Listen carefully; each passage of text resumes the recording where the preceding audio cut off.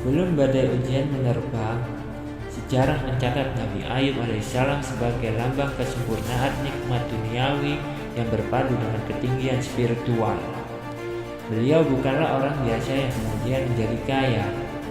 Beliau adalah seorang nabi pilihan Allah Subhanahu wa taala yang nasabnya bersambung kepada Nabi Ibrahim alaihissalam. Sebagian riwayat menyebutkan melalui jalur Ishak alaihissalam dan putranya Al-Ais. Kisah Nabi Ayub alaihissalam seringkali langsung menyoroti penderitaannya. Namun, untuk memahami kedalaman kesabarannya, kita harus terlebih dahulu memahami ketinggian posisi yang beliau miliki sebelumnya. Allah Subhanahu wa taala tidak menguji hambanya secara acak. Ujian terberat diberikan kepada mereka yang memiliki fondasi iman terkuat. Bab ini adalah lukisan tentang surga dunia yang pernah dimiliki Nabi Ayub alaihissalam, sebuah masa di mana segala pintu keberkahan seakan terbuka lebar untuknya. Namun hatinya tidak sedikit pun berpaling dari sang pemberi nikmat. Di negeri Hauran wilayah Batania, sekarang di sekitar perbatasan Suriah dan Yordania, nama Ayub alaihissalam dikenal bukan hanya karena kenabiannya, tetapi juga sebagai saudagar dan tuan tanah terkaya di zamannya. Allah Subhanahu wa taala menganugerahkan kepadanya harta benda yang melimpah ruah, yang jumlahnya sulit dihitung oleh akal manusia biasa pada masa itu. Ladang-ladang pertaniannya membentang luas sejauh mata memandang, subur dan hijau, menghasilkan panen gandum dan buah-buahan yang tak pernah putus. Gudang-gudangnya senantiasa penuh, menjamin ketersediaan pangan bukan hanya bagi keluarganya, tetapi bagi seluruh penduduk di sekitarnya. Kekayaannya tidak hanya berhenti pada tanah, beliau memiliki peternakan yang sangat besar. Riwayat-riwayat tafsir menggambarkan ribuan unta memenuhi padang pasir, ratusan lembu yang membajak sawah, serta ribuan domba dan kambing yang mengembik di lereng-lereng bukit. Untuk mengurus kekayaan begitu masif, Nabi Ayub alaihissalam memperkerjakan ratusan hamba sahaya dan pelayan yang bekerja dengan giat di bawah kepimpinannya yang adil. Kehidupan di sekitar kediaman beliau senantiasa sibuk dengan aktivitas perniagaan dan pertanian yang makmur. Di tengah kemewahan tersebut, Allah Subhanahu wa taala menyempurnakan nikmatnya dengan menganugerahkan kehidupan keluarga yang harmonis dan penuh cinta. Nabi Ayub alaihissalam didampingi oleh seorang istri yang sangat salehah, setia, dan berakhlak mulia, yang dikenal dalam banyak riwayat dengan nama Siti Rahmah. Ada riwayat yang menyebutnya sebagai keturunan Nabi Yusuf alaihissalam. Dari pernikahan yang diberkahi ini lahir banyak keturunan. Putra dan putri beliau tumbuh sehat, cerdas, dan berbakti. Rumah besar mereka senantiasa dipenuhi oleh tawariang anak-anak, menciptakan suasana kehangatan yang melengkapi kekayaan materi yang mereka miliki. Bagi Nabi Ayub alaihissalam, anak-anak ini bukanlah sekedar pengurus garis keturunan, melainkan amanah dari Allah Subhanahu wa taala yang harus dijaga dan dididik dengan nilai-nilai ketauhidan. Inilah bagian terpenting dari bab ini. Dari sinilah letak keagungan Nabi Ayub alaihissalam yang sebenarnya. Lazimnya kekayaan yang melimpah dan kekuasaan yang besar dan menyeret manusia ke dalam jurang kesombongan, kelalaian, dan cinta dunia yang berlebihan. Namun tidak demikian dengan Nabi Ayub alaihissalam. Beliau ibarat cermin yang bersih meski dikelilingi oleh gemerlap dunia. Pantulannya hanya tertuju kepada Allah Subhanahu wa taala. Beliau sadar sepenuhnya bahwa semua yang dimilikinya, tanah, ternak, keluarga, hanyalah titipan sementara. Beliau dikenal sebagai bapak para fakir miskin. Pintu rumahnya tidak pernah tertutup bagi mereka yang membutuhkan. Beliau menyantuni anak yatim, memberi pakan kepada yang telanjang, memberi makan kepada yang lapar, dan membela hak-hak janda serta kaum yang lemah. Kekayaannya tidak ditumpuk di dalam peti, melainkan dialirkan seperti sungai yang memberi kehidupan bagi masyarakat di sekitarnya. Setiap bertambah hartanya, semakin bertambah pula rasa syukurnya dan semakin pula sedekahnya. Dalam Al-Quran surat Syad, Allah Subhanahu wa Ta'ala sendiri memuji karakter beliau dengan sebutan hamba yang sebaik-baiknya, karena sifatnya yang awal, sangat taat dan selalu kembali kepada Allah. Sesungguhnya kami mendapat dia Ayub, seorang yang sabar. Dialah sebaik-baik hamba. Sesungguhnya dia amat taat kepada Tuhannya. Al-Quran surah Shad ayat 44. Ayat ini menegaskan bahwa kesalahan Nabi Ayub alaihissalam sudah teruji, bahkan beliau berada di puncak kejayaan. Ibadahnya tidak pernah putus, lisannya basah dengan zikir, dan malam-malamnya dihiasi dengan sujud panjang sebagai tanda terima kasih kepada Rabb semesta alam. Iblis laknatullah yang menyaksikan keteguhan ini merasa iri dan mendengki, memicu dimulainya babak ujian yang akan mengguncang sejarah manusia.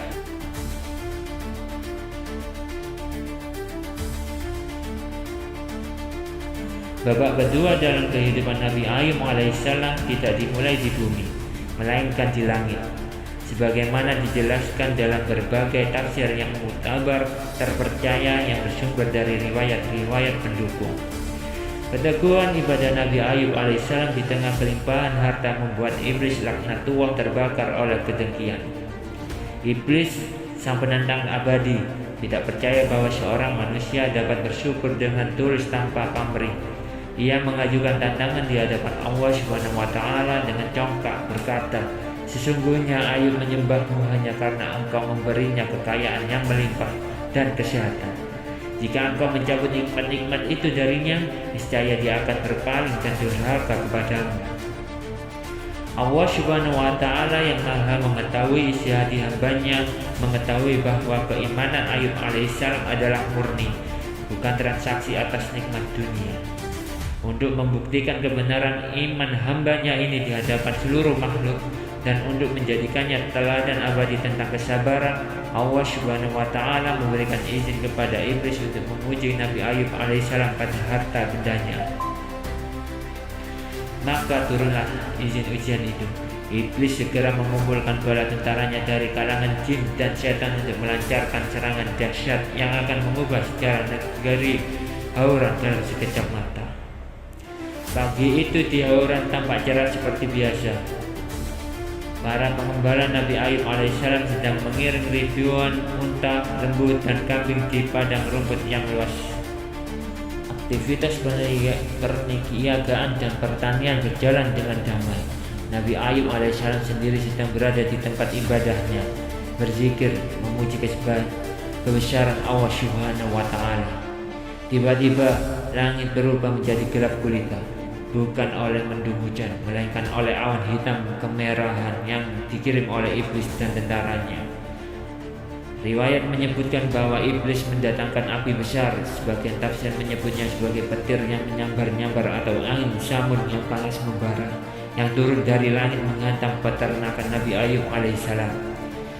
Dalam hitungan jam, ribuan unta yang menjadi kebanggaan Hauran hangus terbakar. Ratusan pasang lembu yang sedang membajak sawah mati seketika. Ribuan domba dan kambingnya memenuhi lereng bukit musnah dan tak bersisa.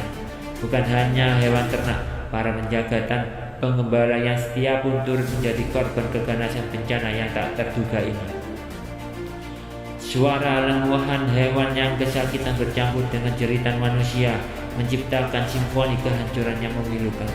Padang rumput yang hijau berubah menjadi lautan bangkai dan abu hitam. Belum reda keterkejutan atas musnahnya ternak, gelombang serangan kedua datang menghantam sumber kekayaan utama lainnya, pertanian. Angin topan yang dahsyat membawa hawa panas yang membakar, menyapu ladang-ladang gandum yang siap panen. Tanaman yang subur itu kering kerontang dalam sekejap, seolah-olah tidak pernah tumbuh di sana. Gudang-gudang besar yang penuh dengan cadangan makanan diterjang badai hingga atapnya terbang dan isinya berhamburan atau terbakar habis. Kebun-kebun kurma dan anggur yang rimbun tumbang, sistem irigasi yang canggih hancur berantakan. Dalam suatu hari yang kelam, kerajaan bisnis yang dibangun bertahun-tahun dengan kerja keras dan kejujuran itu lenyap. Nabi Ayub alaihissalam yang pagi harinya adalah orang terkaya di negeri Syam, pada sore harinya tidak lagi memiliki satu dirham pun.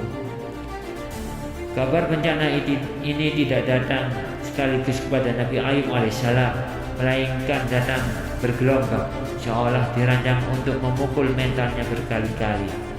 Seorang pelayan yang selamat berlari dengan napas tersengal-sengal, pakaiannya sobek dan wajahnya penuh jelaga, menghadap Nabi Ayub alaihissalam. "Wahai Tuanku," ratapnya, "api besar turun dari langit membakar seluruh unta dan para penjaganya. Hanya aku seorang diri yang selamat untuk mengabarkan ini kepadamu."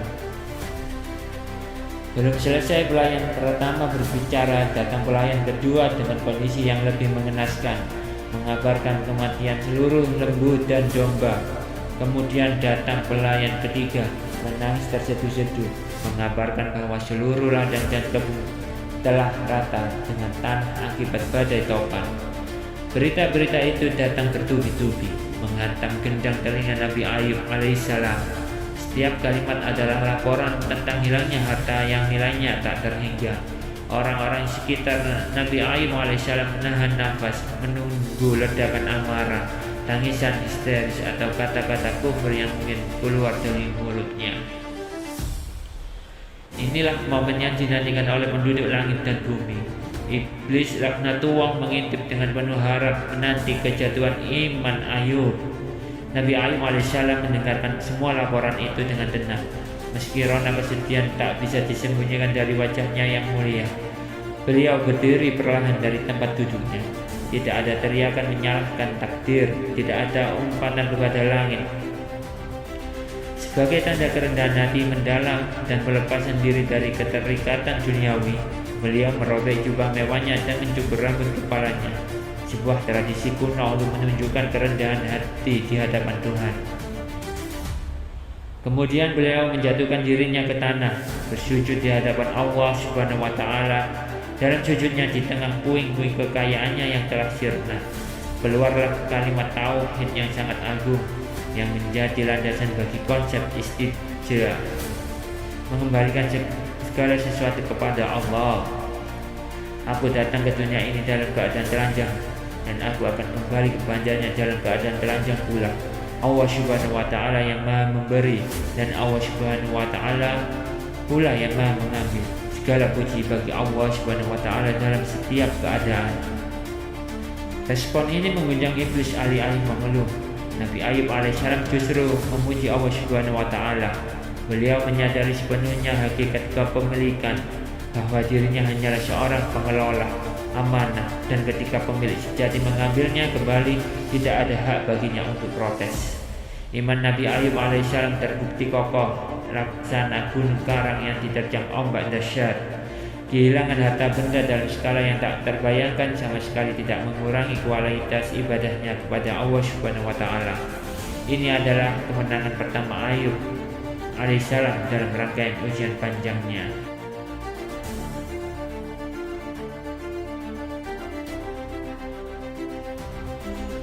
Setelah badai kehancuran menyapu bersih seluruh kekayaan Nabi Ayub alaihissalam, mulai dari ribuan ternak hingga ladang-ladang yang luas, langit dan bumi menjadi saksi keteguhan iman seorang hamba pilihan. Nabi Ayub alaihissalam tidak sedikit pun bergeser dari posisinya sebagai abdi Allah Subhanahu wa Ta'ala. Ucapannya yang penuh kepasrahan, Allah Subhanahu wa Ta'ala yang memberi, Allah Subhanahu wa Ta'ala yang mengambil, menjadi tamparan keras bagi iblis laknatullah. Di alam gaib, iblis merasa terhina. Rencananya untuk membuktikan bahwa Ayub beribadah kepada karena harta telah gagal total. Namun, iblis tidak menyerah. Dengan kelicikan yang luar biasa, ia kembali menghadap Allah Subhanahu wa Ta'ala, membawa argumen baru yang lebih kejam. Iblis berkata dengan penuh kesombongan, "Wahai Tuhanku, Ayub masih bersabar karena musibah itu baru menimpa harta bendanya. Harta adalah sesuatu yang berada di luar tubuh manusia. Selama nyawa dan keluarganya masih utuh, dia masih memiliki harapan dan kekuatan. Namun, cobalah engkau beri aku izin untuk memuji pada darah dagingnya. timpakanlah musibah kepada anak-anaknya yang menjadi belahan jiwanya. Demi keagunganmu, jika dia kehilangan mereka, niscaya kesabarannya akan habis dan dia akan berpaling darimu. Allah Subhanahu wa Ta'ala yang Maha mengetahui bahwa hati Nabi Ayub alaihissalam tidak terikat pada makhluk melebihi keterikatannya pada Sang Khalik. Kembali memberikan izin, ujian ini diizinkan terjadi bukan karena Allah Subhanahu wa Ta'ala meragukan Ayub, melainkan untuk menyempurnakan derajat kesabarannya agar menjadi pelita bagi seluruh umat manusia sepanjang masa. Maka iblis laknatullah segera bergerak dengan kekuatan penuh, menargetkan pukulan telak yang akan meremukkan hati seorang ayah. Meskipun telah jatuh miskin dalam sekejap, keluarga Nabi Ayub alaihissalam tetap hidup dalam harmoni. Anak-anak Nabi Ayub alaihissalam yang menurut sebagian riwayat berjumlah 7 putra dan 3 putri, atau jumlah lain yang banyak, adalah anak-anak yang saleh, tampan dan cantik. Mereka adalah pelipur lara bagi Nabi Ayub alaihissalam di tengah hilangnya kekayaan duniawi. Pada suatu hari yang menentukan itu, anak-anak Nabi Ayub alaihissalam sedang berkumpul di rumah saudara tertua mereka. Mereka mengadakan jamuan makan bersama, sebuah momen kebersamaan yang hangat untuk saling menguatkan setelah musibah ekonomi menimpa ayah mereka. Tawa dan canda mereka memenuhi ruangan besar tempat mereka berkumpul. Mereka berbagi cerita menikmati hidangan yang tersisa, tanpa menyadari bahwa itu adalah saat-saat terakhir mereka di dunia ini.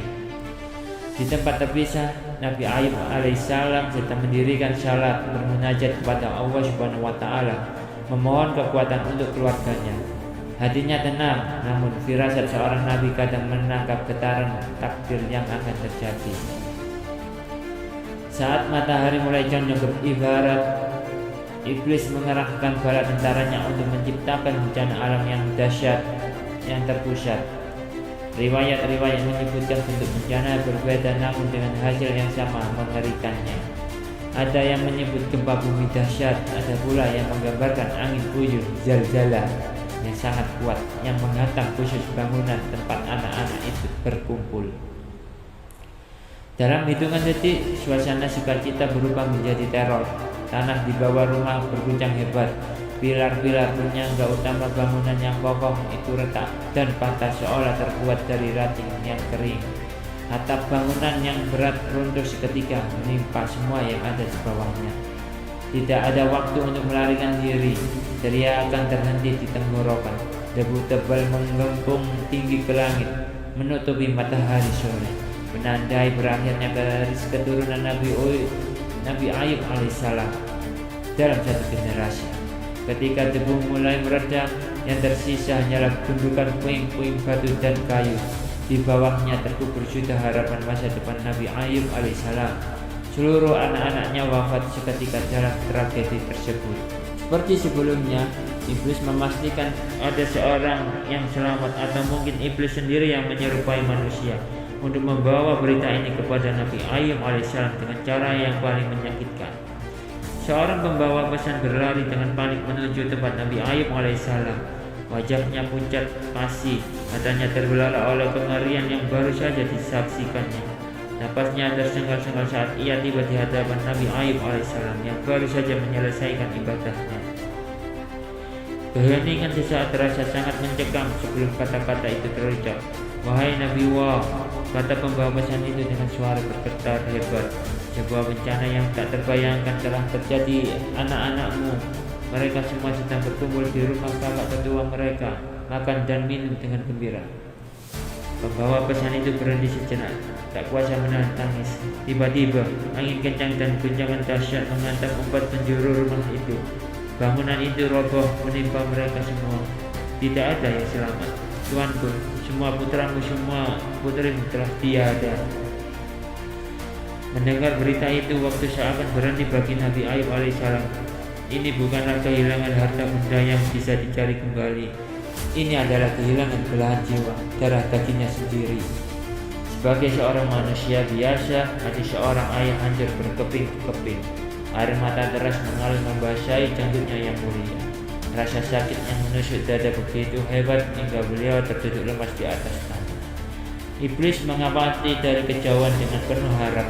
Inilah saatnya, pikirnya.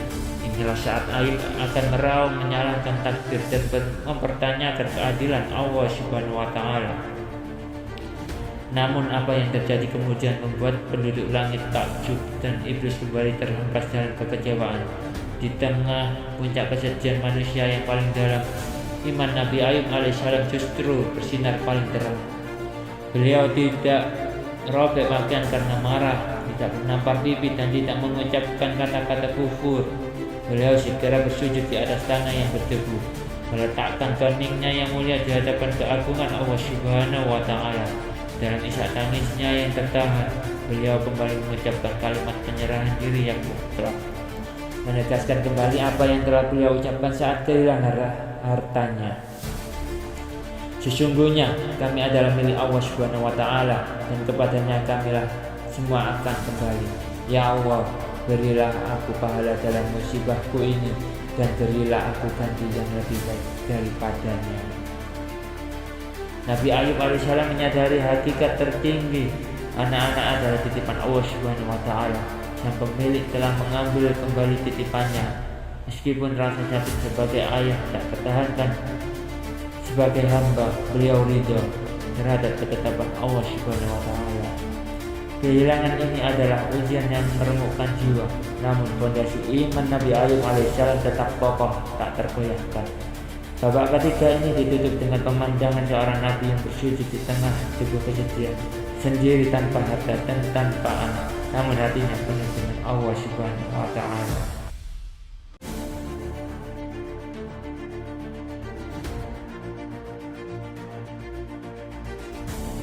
Iblis laknatullah berdiri dalam kehinaan yang mendalam. Dua gelombang serangan dahsyat telah ia lancarkan. Harta kekayaan Nabi Ayub alaihissalam yang melimpah ruah telah musnah menjadi debu. Putra-putri yang menjadi permata hati dan harapan masa depan telah kembali ke hariban Allah Subhanahu wa Ta'ala dalam sekejap mata. Namun dari dua tragedi besar itu, iblis tidak mendapatkan apa yang ia inginkan. Ia berharap mendengar hujatan, namun yang ia dengar hanyalah pujian dan penyerahan diri total kepada Sang Pencipta. Hati iblis terbakar oleh api kedengkian yang semakin menyala.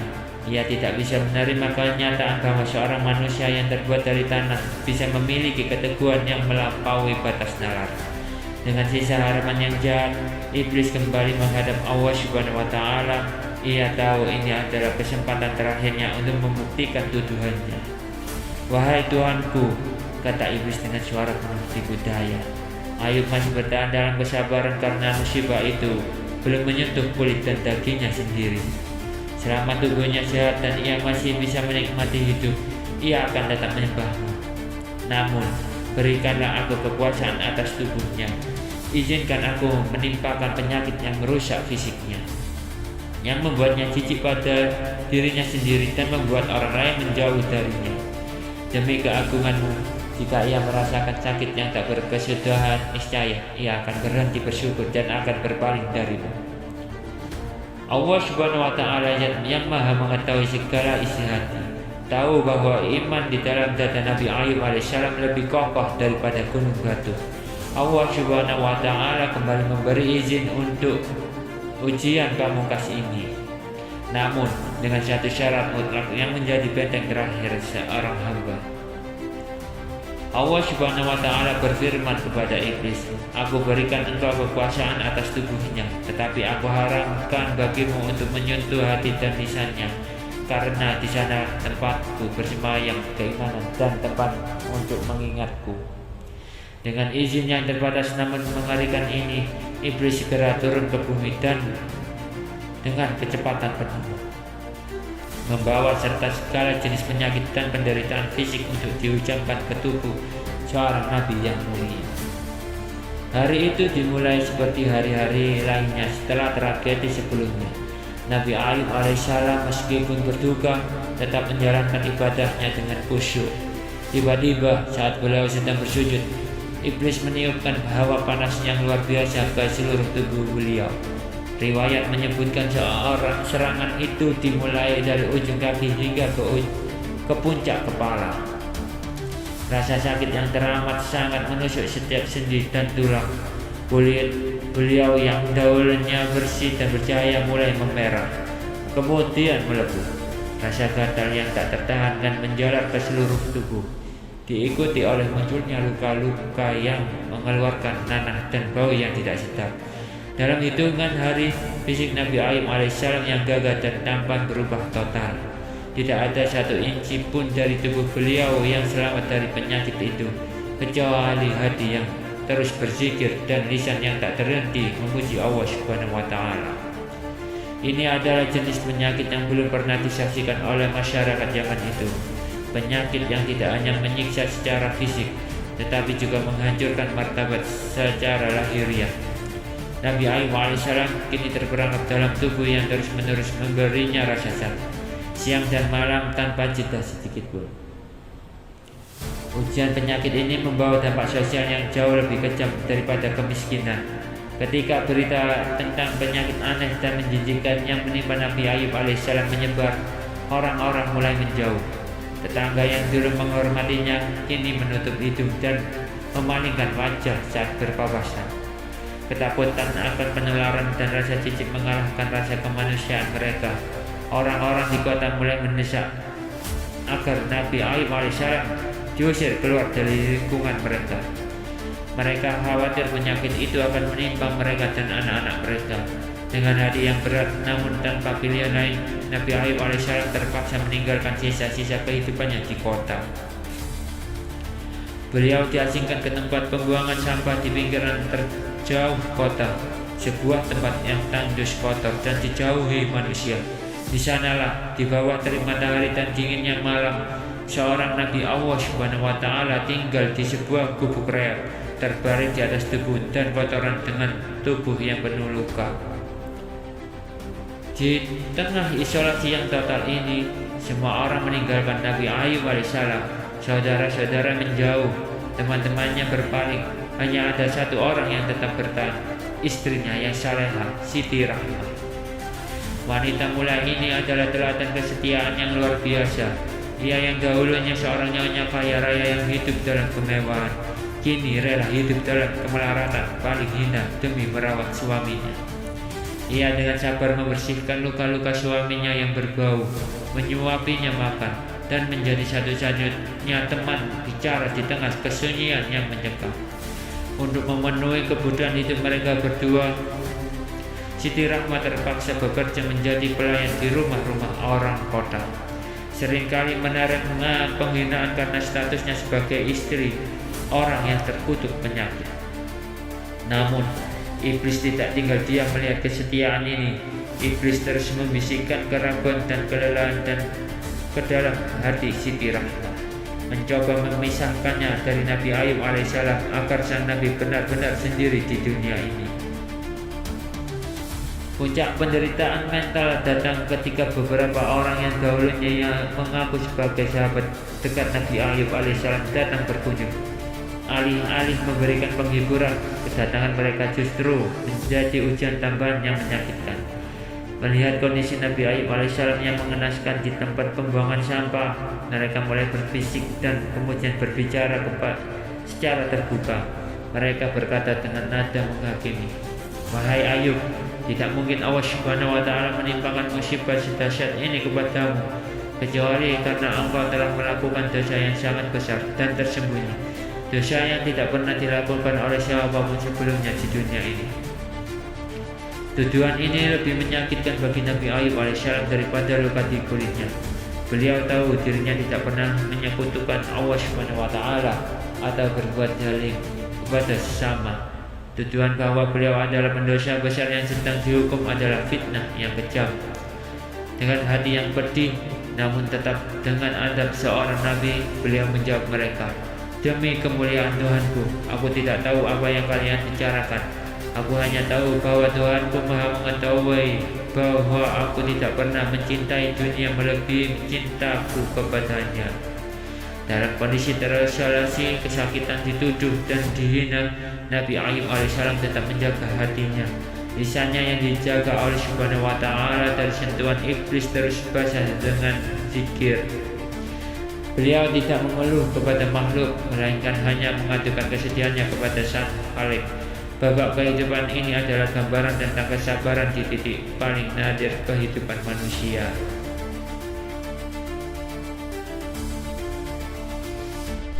Dalam bentangan sejarah kenabian, kisah Nabi Ayub alaihissalam berdiri sebagai monumen kesabaran yang tak tertandingi. Namun, di balik keteguhan sang Nabi, terdapat pilar kekuatan lain yang sering kali menjadi bayang-bayang. Namun tanpanya, kisah ini tidak akan mencapai puncak keteladanan.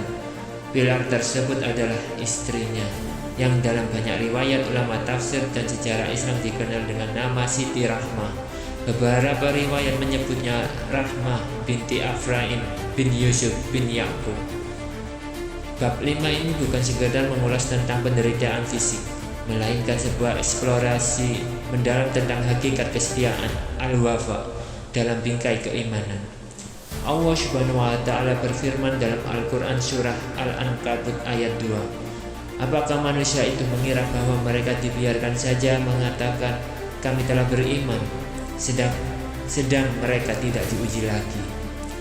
Nabi Ayub alaihissalam adalah bukti nyata dari ayat ini. Beliau diuji dengan kehilangan yang absolut, dari kekayaan yang melimpah menjadi kefakiran yang hina, dari keluarga besar yang bahagia menjadi kesendirian yang memilukan, dan dari tubuh yang sehat menjadi sarang penyakit yang membuat orang lain berpaling jijik. Disinilah peran Siti Rahmah menjadi sentral. Ketika dunia berpaling dari Nabi Ayub alaihissalam, ketika sahabat menjauh, kerabat mencemooh, dan masyarakat mengusirnya ke pinggiran kota tempat pembuangan sampah, Siti Rahmah tetap berdiri tegak. Kesetiaannya bukanlah sekadar kewajiban seorang istri, melainkan manifestasi dari keimanan yang mendalam kepada takdir Allah Subhanahu wa Ta'ala. Ia adalah perisai yang melindungi martabat suaminya, perawat yang tak kenal lelah, dan pencari nafkah yang rela merendahkan diri demi sesuap nasi bagi Nabi Allah yang sedang diuji. Narasi berikut ini akan membawa kita menyelami kedalaman cinta dan pengorbanan Siti Rahmah. Sebuah kisah mengajarkan bahwa kesetiaan sejati justru bersinar paling terang di saat kegelapan ujian melanda paling pekat. Awalnya, kehidupan Nabi Ayub alaihissalam dan Siti Rahmah adalah gambaran sempurna dari berkah surgawi di dunia. Di negeri Hauram, Batania, wilayah antara Syam dan Irak, mereka hidup dalam kelimpahan. Allah Subhanahu wa Ta'ala menganugerahkan kepada mereka harta benda yang tak terhitung, ribuan unta, sapi, kambing, dan lahan pertanian yang luas, serta keturunan yang banyak dan saleh. Nabi Ayub alaihissalam dikenal sebagai hamba yang paling banyak bersyukur, dermawan kepada fakir miskin, dan pelindung bagi anak yatim. Namun keimanan sejati harus melalui pembuktian. Iblis dengan izin Allah Subhanahu wa Ta'ala untuk menguji ketulusan hambanya mulai melancarkan keserangannya dalam waktu singkat yang mengejutkan. Bencana datang bertubi-tubi, ladang-ladang terbakar, ternak-ternak mati atau dicuri, dan puncaknya sebuah bencana meruntuhkan rumah tempat anak-anak mereka berkumpul, menewaskan semuanya dalam satu waktu. Nabi Ayub alaihissalam menerima semua berita ini dengan kalimat tauhid. Allah yang maha memberi, Allah yang mengambil, segala puji bagi Allah. Siti Rahmah meski hatinya hancur sebagai seorang ibu melihat ketegaran suaminya dan memilih untuk bersabar mendampinginya. Tidak puas dengan hilangnya harta dan keluarga, iblis meminta izin untuk menguji fisik Nabi Ayub alaihissalam. Allah Subhanahu wa Ta'ala mengizinkannya kecuali pada hati dan lisan Nabi Ayub, agar ia tetap bisa berzikir. Maka iblis meniupkan penyakit yang sangat dahsyat ke sekujur tubuh Nabi Ayub alaihissalam. Riwayat menyebutkan bahwa penyakit itu berupa kusta atau penyakit kulit yang sangat parah, yang menyebabkan dagingnya membusuk dan mengeluarkan bau yang tidak sedap. Masyarakat mulai merasa jijik dan takut tertular. Mereka yang dulu memuliakannya kini mencemoohnya. Akhirnya penduduk kota sepakat untuk mengusir Nabi Ayub alaihissalam. Ia dibawa keluar dari kota dan ditempatkan di sebuah tempat pembuangan sampah yang sunyi dan kotor. Di saat inilah ujian kesetiaan Siti Rahmah dimulai dengan sesungguhnya. Ketika semua orang meninggalkan Nabi Ayub alaihissalam karena jijik dan takut, Siti Rahmah justru mendekat.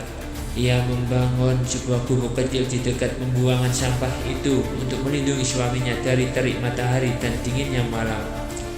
Ia mengalami luka suaminya dengan penuh kasih sayang, menyuapinya makan dan membantunya menunaikan hajat. Meskipun kondisi fisik Nabi Ayub alaihissalam sangat memprihatinkan. Waktu terus berjalan, berbulan-bulan berganti menjadi bertahun-tahun. Beberapa riwayat menyebutkan ujian ini berlangsung selama 7 tahun. Ada pula yang mengatakan 18 tahun. Simpanan harta mereka telah habis sama sekali. Siti Rahmah yang dulunya seorang nyonya bangsawan yang dilayani banyak pembantu, kini harus keluar bekerja menjadi buruh kasar di kota demi mendapatkan sepotong roti untuk suaminya. Ia bekerja di rumah-rumah orang kaya, melakukan pekerjaan berat yang merendahkan martabatnya. Namun, ujian semakin berat ketika penduduk kota mengetahui bahwa ia adalah istri dari orang-orang yang terkena kutukan penyakit di pembuangan sampah. Mereka mulai menolaknya bekerja karena takut tertular melalui dirinya. Pintu-pintu rezeki tertutup baginya. Dalam keputusasaan karena tidak ada yang mau mempekerjakan atau memberinya makanan, Siti Rahmah melakukan pengorbanan yang luar biasa. Pada masa itu, rambut panjang dan indah dalam mahkota kehormatan bagi seorang wanita Siti Rahmah. Dengan hati yang berat namun terpaksa demi kelangsungan hidup suaminya, memotong sebagian rambutnya yang indah dan menjualnya kepada seorang di kota untuk ditukar dengan makanan. Ketika ia kembali dan menyuguhkan makanan yang baik kepada Nabi Ayub alaihissalam, sang Nabi merasa curiga. Beliau bertanya dari mana ia mendapatkan makanan itu, padahal tidak ada yang mau mempekerjakannya. Siti Rahmah awalnya enggan menjawab, namun setelah didesak, ia membuka penutup kepalanya, memperlihatkan rambutnya yang telah dipotong. Hati Nabi Ayub alaihissalam hancur melihat pengorbanan istrinya. Dalam kesedihannya mendalam dan mungkin sedikit kemarahan karena istrinya harus merendahkan diri sedemikian rupa, atau dalam riwayat lain karena kesalahpahaman akibat hasutan iblis yang menyamar. Nabi Ayub alaihissalam bersumpah, "Demi Allah, jika aku sembuh nanti aku akan mencambukmu 100 kali." Ini adalah sumpah yang diucapkan dalam kondisi tekanan batin yang luar biasa yang kelak akan disesalinya. Penderitaan telah mencapai puncaknya. Rizki Nabi Ayub alaihissalam telah habis dimakan penyakit kecuali hati dan lisannya. Dan kini beban batin melihat istrinya menderita membuatnya tak tertahankan lagi. Pada titik nadir inilah Nabi Ayub alaihissalam menghadapkan seluruh jiwanya kepada Allah Subhanahu wa Ta'ala, bukan untuk mengeluh, melainkan untuk memohon rahmatnya karena kondisinya untuk menghalanginya untuk beribadah dengan sempurna. Doa beliau yang diabadikan dalam Al-Quran surah Al-Anbiya ayat 83 begitu menyentuh. Ya Tuhanku, sesungguhnya aku telah ditimpa penyakit dan Engkau adalah Tuhan yang Maha Penyayang di antara semua penyayang. Dan dalam surah Shad ayat 41, sesungguhnya aku diganggu setan dengan kepayahan dan siksaan. Allah Subhanahu wa Ta'ala yang Maha mendengar lagi Maha mengabulkan, menjawab doa hambanya yang sabar ini. Pertolongan itu datang dengan segera. Allah Subhanahu wa Ta'ala memerintahkan melalui wahyu, sebagaimana dalam surah Shad ayat 42. Hentakkanlah kakimu, inilah air yang sejuk untuk mandi dan untuk minum. Nabi Ayub alaihissalam dengan sisa tenaganya menghentakkan kakinya ke tanah yang kering. Atas izin Allah memancarlah mata air yang jernih dan sejuk. Beliau diperintahkan untuk mandi dengan air tersebut, dan seketika itu juga seluruh penyakit kulit di bagian luar tubuhnya rontok dan sembuh. Kulitnya kembali bersih, bahkan lebih bercahaya dan mudah dari sebelumnya. Kemudian beliau diperintahkan untuk meminum air tersebut, dan seketika itu juga segala penyakit yang ada di dalam organ tubuhnya sembuh total. Kesehatan dan kekuatan pulih sepenuhnya. Ketika Siti Rahma kembali dari mencari nafkah, ia tidak menemukan suaminya yang sakit-sakitan di gubuk mereka. Sebagai gantinya, ia melihat seorang pria yang gagah, tampan, dan bercahaya berdiri di sana. Siti Rahma awalnya tidak mengenalinya dan bertanya tentang keberadaan Nabi Ayub yang sakit. Nabi Ayub tersenyum dan berkata, "Akulah Ayub." Tangis haru dan sujud syukur pecah di antara keduanya. Kesabaran dan kesetiaan mereka telah berubah manis. Allah Subhanahu wa Ta'ala tidak hanya mengembalikan kesehatan Nabi Ayub alaihissalam, tetapi juga melipat gandakan kembali kekayaannya. Diriwayatkan bahkan Allah mengirimkan dua awan, satu menurunkan emas di lahan gandumnya dan yang lain menurunkan perak di lahan jemawutnya. Lebih dari itu, Allah Subhanahu wa Ta'ala mengembalikan keluarganya sebagaimana firman-Nya dalam surat Syad ayat 43. Dan kami anugerahkan kepadanya dengan mengumpulkan kembali keluarganya, dan kami tambahkan kepada mereka sebanyak mereka pula sebagai rahmat dari kami dan pelajaran bagi orang-orang yang mempunyai pikiran sehat. Namun, masih ada satu masalah yang mengganjal hati Nabi Ayub alaihissalam. Sumpahnya untuk mencambuk Siti Rahma 100 kali jika ia sembuh. Ia merasa sangat berat hati untuk menyakiti istri yang telah begitu setia mendampinginya dalam masa-masa sulit. Allah Subhanahu wa Ta'ala yang maha bijaksana dan maha mengetahui ketulusan hati Siti Rahma memberikan solusi hukum ruhsyah yang penuh kasih sayang. Allah tidak ingin hambanya yang setia ini disakiti, namun dia juga tidak ingin nabinya melanggar sumpah atas namanya. Allah Subhanahu wa Ta'ala memberikan jalan keluar sebagaimana termaktub dalam surat Syad ayat 44. Dan ambillah dengan tanganmu seikat rumput, maka pukullah dengan itu dan janganlah kamu melanggar sumpah. Nabi Ayub alaihissalam diperintahkan untuk mengambil seikat rumput atau jerami kecil berjumlah 100 helai, menyatukannya dan memukulkannya dengan lembut sekali saja kepada Siti Rahma. Dengan cara ini, secara teknis sumpah untuk memukul 100 kali telah terpenuhi tanpa harus menyakiti fisik Siti Rahma. Ini adalah bentuk pemuliaan Allah Subhanahu wa Ta'ala terhadap kesetiaan seorang istri salehah. Kisah ini ditutup dengan pujian Allah Subhanahu wa Ta'ala kepada Nabi Ayub alaihissalam dalam akhir ayat yang sama. Sesungguhnya kami dapati dia, Ayub, seorang yang sabar. Dialah sebaik-baik hamba. Sesungguhnya dia amat taat kepada Tuhannya. Dan di samping sebaik-baik hamba itu berdiri seorang wanita yang kesetiaannya menjadi legenda, Siti Rahma, yang membuktikan bahwa cinta sejati adalah menemani bukan hanya di istana kebahagiaan, tetapi juga di gubuk penderitaan.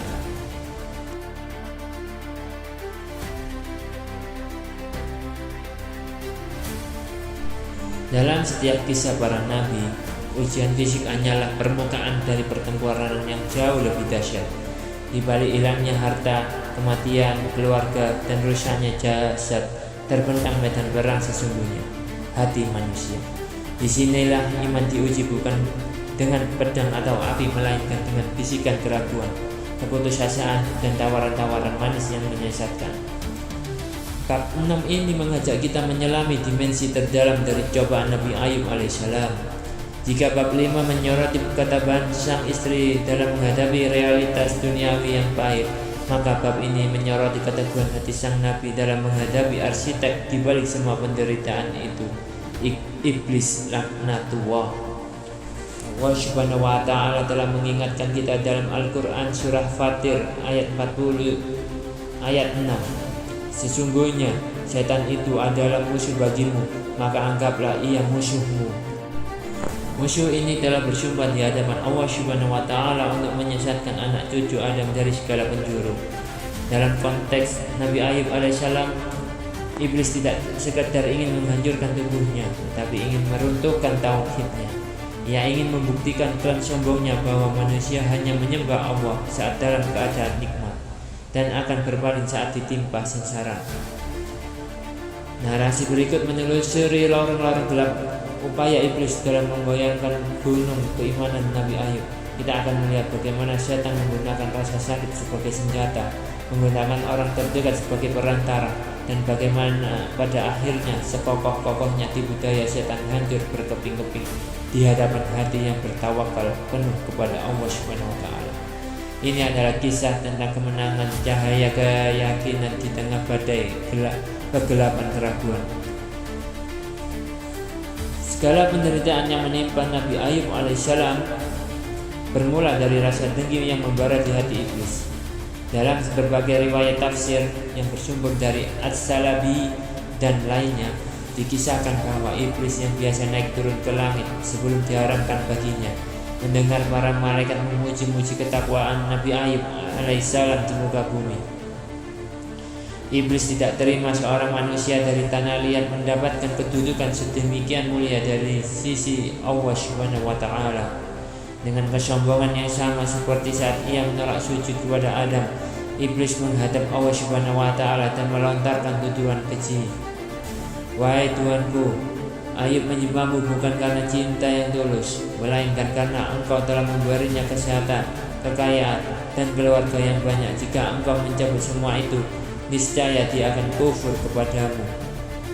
Allah Subhanahu wa Ta'ala yang Maha mengetahui isi hati hambanya menerima tantangan ini untuk membuktikan kebohongan iblis dan meninggikan derajat Nabi Ayub. Allah memberikan izin kuasa terbatas kepada iblis untuk mengganggu harta, keluarga, dan jasad Ayub. Namun melarang keras iblis menyentuh hati dan akalnya, benteng terakhir keimanan seorang hamba. Setelah iblis berhasil menghancurkan seluruh kekayaan Nabi Ayub dan membinasakan anak-anaknya dalam satu hari, ia menantikan reaksi sang Nabi dengan penuh harap. Ia berharap mendengar teriakan protes atau hujatan pada takdir. Namun yang ia dapati adalah Nabi Ayub alaihissalam bersujud seraya berkata, "Ya Allah, Engkau yang memberi, Engkau yang mengambil, segala puji bagimu dalam setiap keadaan." Gagal total pada tahap awal, iblis melancarkan serangan fisik yang mengerikan. Ia meniupkan penyakit ke sekujur tubuh Nabi Ayub hingga menjadi sosok yang dijauhi masyarakat. Di saat Nabi Ayub terbaring sendirian di pembuangan sampah dengan rasa sakit yang tak terperi setiap detiknya, iblis mulai melancarkan perang psikologis. Ia datang dalam bentuk bisikan-bisikan halus di tengah malam yang sunyi. "Wahai Ayub, lihatlah dirimu, di mana Tuhan yang kau sembah siang dan malam. Apakah ini balasan untuk ketaatanmu selama puluhan tahun? Orang-orang fasik di kota hidup bergelimang harta, sementara engkau, nabinya, membusuk di sini. Tidakkah Tuhanmu telah melupakanmu?" Tujuan iblis adalah menanamkan sifat putus asa dari rahmat Allah dan suudzon, berburuk sangka kepada Allah. Namun hati Nabi Ayub alaihissalam telah terpatri kuat dengan keyakinan bahwa ujian adalah bentuk kasih sayang Allah yang lain. Beliau menepis bisikan itu dengan memperbanyak zikir, menggunakan lisan dan hatinya yang masih sehat untuk terus memuji Allah Subhanahu wa Ta'ala, membuat iblis semakin frustasi. Ketika serangan langsung gagal, iblis menggunakan taktik lain, memanfaatkan manusia di sekitar Nabi Ayub. Diriwayatkan bahwa ada beberapa sahabat atau kerabat Nabi Ayub yang datang menjenguknya di tempat pembuangan. Alih-alih memberikan penghiburan, kehadiran mereka justru menjadi alat setan untuk menyakiti hati Nabi Ayub. Setan membisikkan keraguan ke dalam hati mereka, sehingga mereka berkata kepada Nabi Ayub dengan nada menuduh, "Wahai Ayub, dosa besar apa yang telah engkau lakukan secara sembunyi-sembunyi? Musibah sedahsyat ini tidak mungkin menimpa seorang kecuali karena dosa yang sangat besar yang membuat Allah murka kepadamu." Ini adalah bentuk spiritual, membuat korban merasa bersalah atas musibah yang menimpanya. Tuduhan bahwa ia adalah pendosa munafik sangat menyakitkan bagi seorang nabi yang menjaga kesucian diri. Namun Nabi Ayub alaihissalam tetap teguh. Dengan tenang ia menjawab bahwa ia tidak mengetahui dosa apa yang dimaksud, dan bahwa Allah Maha tahu atas segala rahasia. Ia tidak membiarkan penilaian manusia menggoyahkan keyakinannya akan keadilan Allah Subhanahu wa Ta'ala. Iblis menyadari bahwa benteng hati Nabi Ayub terlalu kokoh untuk ditembus secara langsung. Maka ia mengubah strateginya dengan menargetkan satu-satunya penopang duniawi Nabi Ayub, istrinya yang setia, Siti Rahmah. Iblis tahu jika ia bisa menggoyahkan Siti Rahmah, maka penderitaan Nabi Ayub akan berlipat ganda. Siti Rahmah telah lelah fisik dan mental bertahun-tahun bekerja kasar di hina orang dan melihat suaminya menderita telah membuatnya berada pada titik terlemahnya. Iblis memanfaatkan celah kelelahan dan rasa cinta Siti Rahmah yang mendalam kepada suaminya. Menurut beberapa riwayat tafsir seperti dalam tafsir Ibnu Katsir dan Al-Qurtubi, iblis menampakkan diri kepada Siti Rahmah dalam wujud seorang tabib tua atau orang bijak. Ia mendekati Siti Rahmah yang sedang kelelahan mencari nafkah. Iblis berkata dengan nada penuh empati palsu, "Wahai wanita, aku melihat penderitaan suamimu yang berkepanjangan. Kasihan sekali dia. Aku memiliki cara untuk menyembuhkannya dengan segera. Jika suamimu mau melakukan satu hal kecil saja, dia akan sembuh seketika dan kekayaan kalian akan kembali." Siti Rahmah dengan harapan yang meluap bertanya apa syaratnya. Iblis memberikan syarat yang mengandung kesyirikan terselubung. Beberapa riwayat menyebutkan syaratnya adalah menyembelih seekor lalat bukan atas nama Allah. Riwayat lain menyebutkan syaratnya adalah cukup Ayub mengakui dalam hati bahwa kesembuhan itu dari sang tabib, atau memakan makanan yang tidak jelas kehalalannya sebagai syarat kesembuhan. Intinya, iblis menawarkan jalan keluar instan kesembuhan dengan harga yang sangat mahal, menggadaikan akidah tauhid.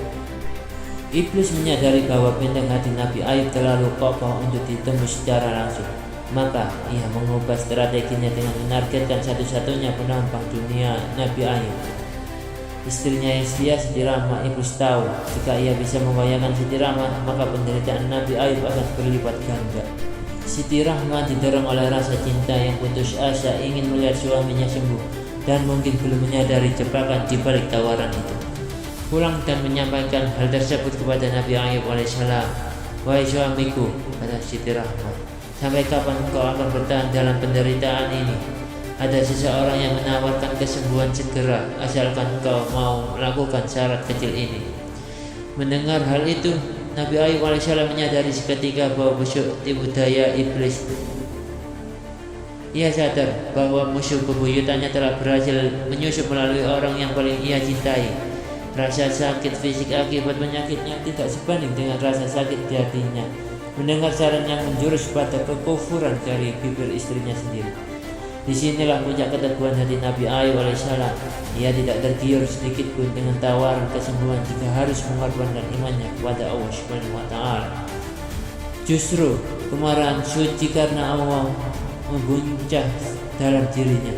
Ia memarahi istrinya dengan keras, bukan karena benci, tetapi karena ingin menyelamatkan istrinya dari jurang kesyirikan.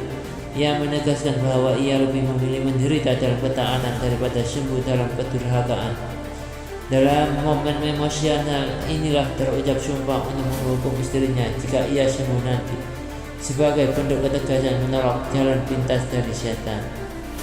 Setelah Siti Rahmah pergi, mungkin untuk bekerja atau karena sedih dimarahi, Nabi Ayub alaihissalam tinggal sendirian dalam kondisi puncak penderitaan. Fisiknya hancur, hati yang terluka karena fitnah sahabat, dan kini jiwa yang terguncang karena godaan setan melalui istrinya. Pada titik inilah Nabi Ayub alaihissalam mengadu kepada Allah Subhanahu wa Ta'ala. Pengaduan ini direkam indah dalam Al-Quran surat Syad ayat 41. "Dan ingatlah hamba kami Ayub ketika ia menyeru Tuhannya, sesungguhnya aku diganggu setan dengan kepayahan dan siksaan."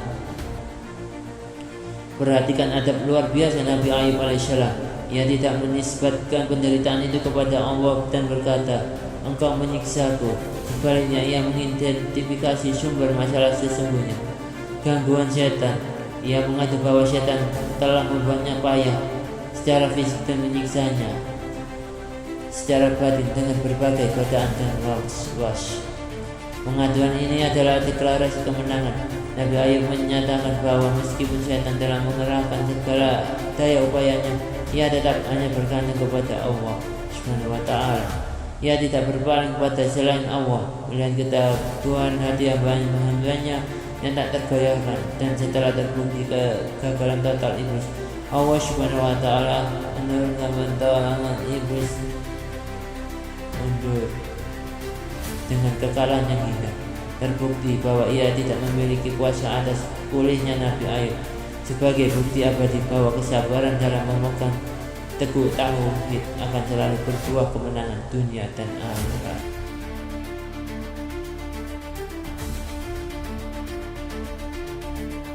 Dalam bentangan sejarah kemanusiaan, sedikit sekali kisah yang mampu mengguncang jiwa yang mendefinisikan ulang makna ketahanan seperti kisah Nabi Ayub alaihissalam.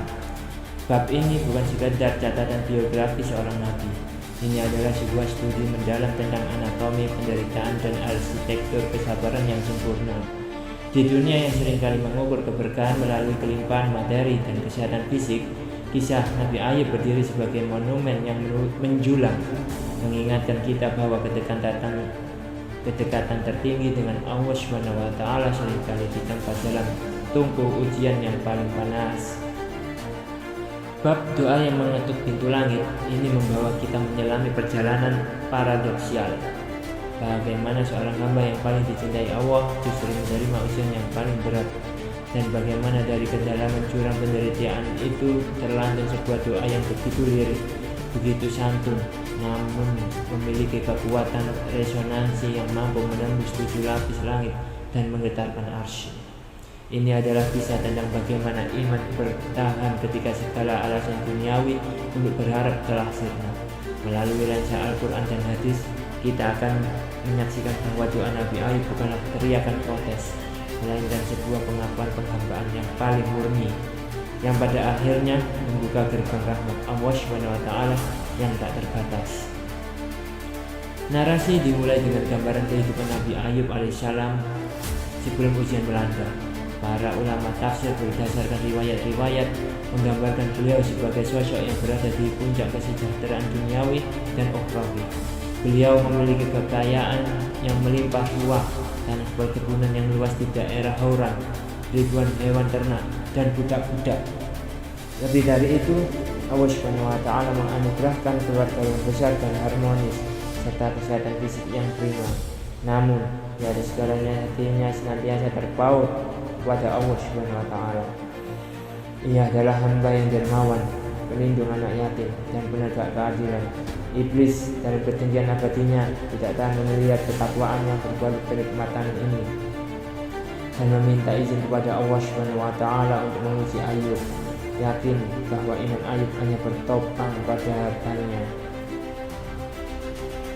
Allah SWT sangat mengetahui, mengizinkan ujian itu terjadi sebagai bukti bagi seluruh makhluk.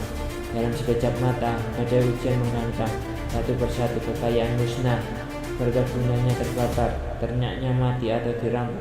Tidak berhenti di situ, bencana merenggut nyawa seluruh anak-anaknya dalam suatu peristiwa tragis. Ayub, sang nabi yang gagah, hanya berkata, Tuhan yang memberi, Tuhan pula yang mengambil. Ujian kemudian merambat ke fisiknya.